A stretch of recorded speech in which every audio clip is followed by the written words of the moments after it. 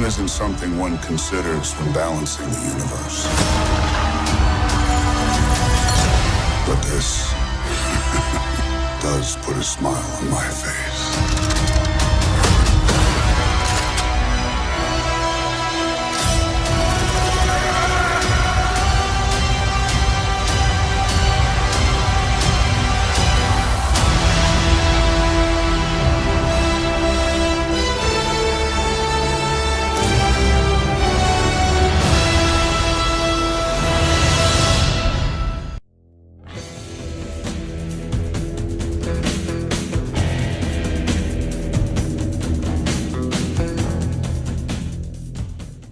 Hello once again, watchers of good movies. My name is Nick Pell, and this is my review of Avengers Infinity War. Now I'm going to very much try to keep this review very much spoiler free. I might put in very minor plot details, but I'll really only talk about things which maybe have been shown in the trailers or that I figure are pretty well known facts about the film. I might do a spoiler filled video later on down the line if I see the film a second time, but we'll see how that goes. But jumping into this film, it has a huge cast, as you would pretty much expect. It has all the main Avengers plus Doctor Strange, Spider-Man. We have the main Guardians of the Galaxy that were the team after Volume 2. And then we also have Thanos, played by Josh Brolin. Let's talk about Thanos for a second, because he is actually one of the best parts of this movie, which is great, and I think he surpasses Killmonger as the best villain. Besides the fantastic CGI and Josh Brolin's amazing performance as Thanos, the thing that I really liked about him, and the thing which appealed to me about Killmonger as well, is the fact that we know where he's coming from to an extent, because they give us kind of bits and pieces of his backstory. You understand what his motivations are, and that's a really important thing for everyone. It's not just, oh, I want to destroy the galaxy because why not.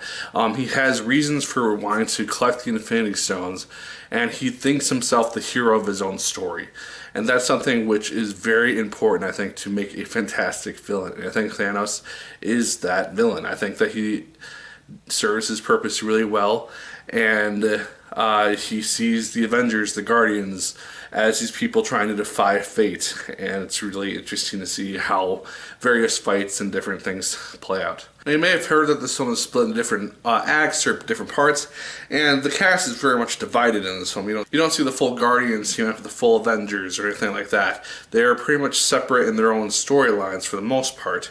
Parts of them do come together throughout the film, but I won't really go into that here. I will say, the various sections of the film really play off each other really well. They tell a cohesive narrative, and I really didn't have any issues with the bouncing back and forth between what was going on with Tony Stark and Doctor Strange and Spider-Man, as opposed to what's going on with Wakanda with Captain America, T'Challa, or the Guardians and Thor. Because, like I said, they all pretty much flow together. They tell a cohesive narrative, and one thing to really know about the narrative is that while this is an Avengers film, it is pretty much following Thanos throughout the course of his collecting the Infinity Stones. You see him go place to place to place, trying to get the stones in each of those different locations. And while we do obviously see the Avengers, the Guardians, everyone, without Thanos there, until they end up having to fight him eventually, this does ultimately feel like Thanos' movie in the end, and it's really interesting to see how they did that for an Avengers film. Made it still feel like an exciting Avengers movie, and yet Thanos is almost the main protagonist to an extent. It's really interesting. One small thing that I really liked seeing is like minor things which are tie-ins from Marvel films which don't necessarily have to deal with the Infinity War. There's a scene in which Robert Downey Jr. touches on the surgery that he got at the end of Iron Man 3 and the PTSD that he experienced during that film as well. It's really neat to see little things like that, and then there's Thor referencing events from the Dark World. It's cool to see references to films which aren't necessarily the most important films in the MCU. You still see the consequences of those films play out, and so it's really cool to see that they're not just standalone films at this point. They do have consequences which are affecting the greater Marvel MCU. The main exciting parts of the film are obviously the fight scenes. You get to see the Avengers and the Guardians in their own separate groups taking on different members of Thanos' Black Order, the children of Thanos, essentially.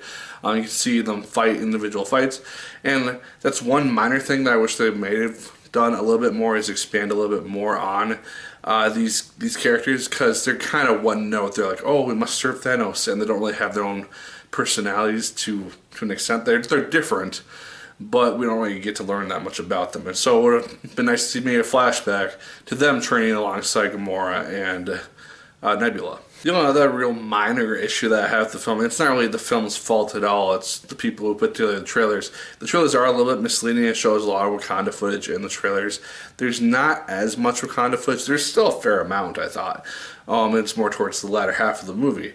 But the trailers are a little bit misleading as to kind of who has priority in the film, that type of stuff. But that said, the ending, which I obviously won't spoil or get into here, is fantastic. The last 10-15 minutes of this movie just had me on the edge of my seat, not knowing what was going on, and it's just a very well executed ending. It's pretty much what I wanted to see happen at the end of this movie.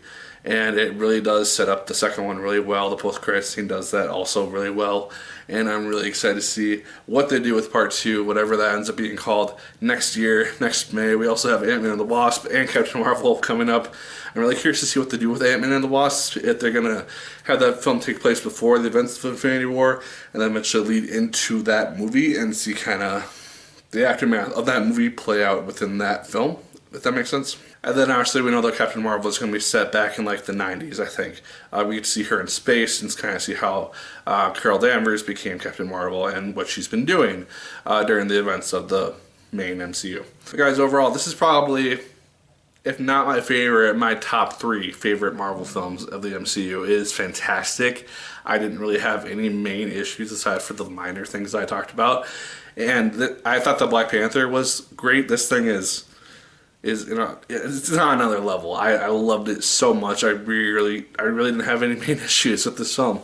I watched it. I loved it. I was never bored once.